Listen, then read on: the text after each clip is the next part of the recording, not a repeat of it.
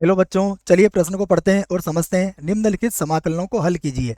और हमें एक समाकलन दिया है x log 1 plus x dx। प्रश्न को हल करने से पहले हम प्रश्न के लिए मुख्य अवधारणा यहाँ से लिख लेते हैं।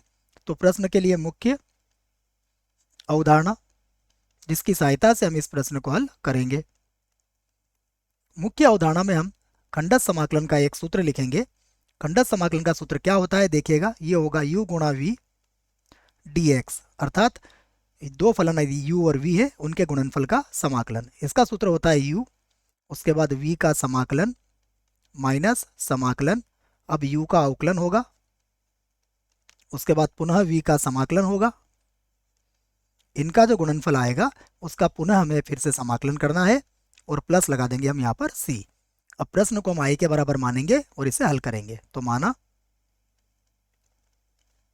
हमारा प्रश्न i के बराबर है, तो i बराबर है x और गुणा में है log 1 प्लस एक्स और dx।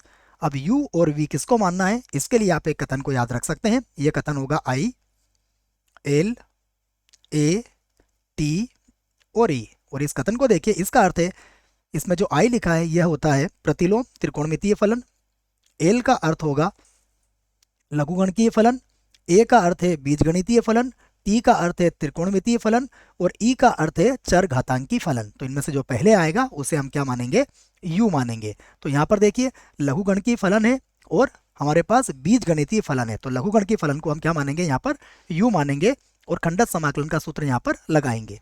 तो अब मैं लिखूंगा i बराबर, देखिए u क्या है यहाँ पर, u है log, तो log 1 प्लस एक्स, उसके बाद समाकलन किसका होगा, x का, तो ये हो जाएगा x dx माइनस समाकलन, अब हम u का अवकलन करेंगे अर्थात d बटा dx, ये हो जाएगा log x 1 प्लस एक्स।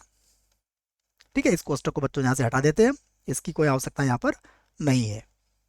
उसके बाद हम समाकलन किसका करेंगे, अब समाकलन होगा फिर से x का और जो भी इनका गुणनफल आएगा उसका हमें एक बार और समाकलन करना है।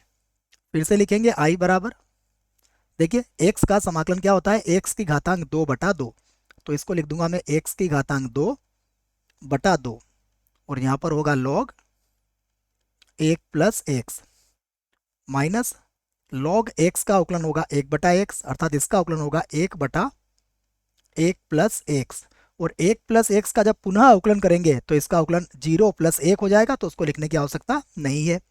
उसके बाद x का समाकलन होता है x की घातांक 2 और बटे में आ जाएगा 2 और यहाँ लिख दिया हमने dx।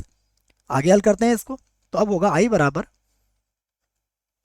ये होगा x का वर्ग, उसके बाद होगा log, ये होगा 1 प्लस एक्स और पूरे के बटे में कितना लिख सकते हैं हम यहाँ पर 2 लिख सकते हैं। ध्यान रखें log का जो आधार होगा, log का आधार सदैव e होगा, इस बात को आप याद रखें। यहाँ पर प्रश्न में दिया है या नहीं दिया है, log का आधार क्या होगा, e ही होगा। यहाँ पर माइनस 1 बटा 2, उसके बाद समाकलन में देखिए x की घात 2 के बटे में 1 प्लस एक्स है, तो यहाँ पर लिख दिया हमने x की घातांक 2 और बटे में हो गया 1 प्लस एक्स और यहाँ पर लिख देंगे हम लोग dx। अब हम इसको आगे हल करते हैं, देखो तो फिर से लिखूंगा मैं i बराबर, ये होगा समाकलन, देखिए सबसे पहले x की घातांक 2 log 1 प्लस एक्स बटा 2, इसको तो मैं वैसे ही लिखूंगा x की घातांक 2 बटा 2 और ये हो जाएगा log 1 प्लस एक्स जिसका आधार e होगा। उसके बाद क्या है हमारे पास, माइनस 1 बटा 2, तो यहाँ लिख दिया मैंने माइनस का 1 बटा 2।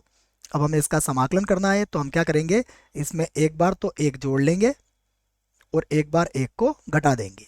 ऐसा क्यों कर रहे हैं, क्योंकि अभी हम भिन्न तोड़ेंगे तब हमें समझ में आएगा, 1 प्लस एक्स या x प्लस 1 जो भी लिखना चाहें आप, और ये लिख दिया मैंने dx।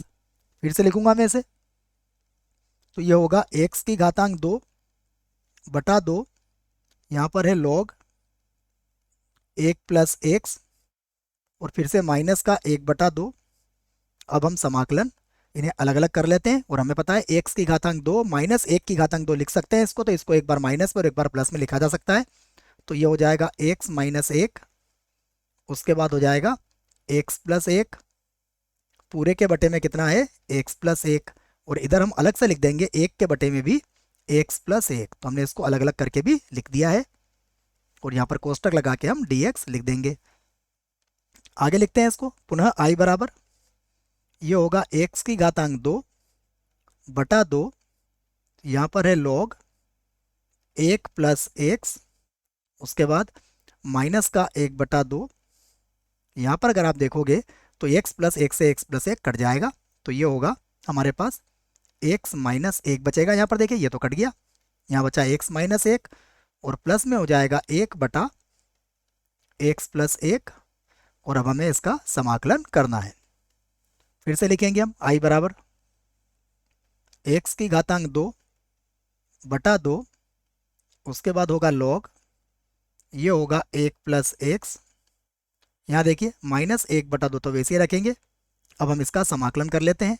सबसे पहले x का समाकलन क्या होगा, x का वर्ग बटा 2 माइनस 1 का समाकलन होगा x, और प्लस 1 बटा x प्लस 1 का समाकलन होता है log x प्लस 1, और इसका आधार भी कितना होगा, e होगा, और यहाँ कोष्टक बंद कर देंगे और प्लस लगा देंगे हम c। हम चाहें तो इसको 1 बटा 2 को अंदर गुणा कर सकते हैं। देखिए तो ये आ जाएगा x का वर्ग बटा 2, ये हो जाएगा log 1 प्लस x आधार e, ये बनेगा माइनस, देखिए ये हो जाएगा x का वर्ग और बटे में कितना आ जाएगा 4, ये माइनस इसको प्लस बना देगा, ये हो जाएगा x बटा 2, उसके बाद फिर होगा माइनस का 1 बटा 2, यहाँ पर हो जाएगा log जिसका आधार e है, और ये बन जाएगा 1 प्लस x, और प्लस क्या लिख देंगे हम c। यही हमारे प्रश्न का उत्तर होगा। आशा करता हूँ आपको इस प्रश्न का उत्तर समझ में आया होगा। धन्यवाद।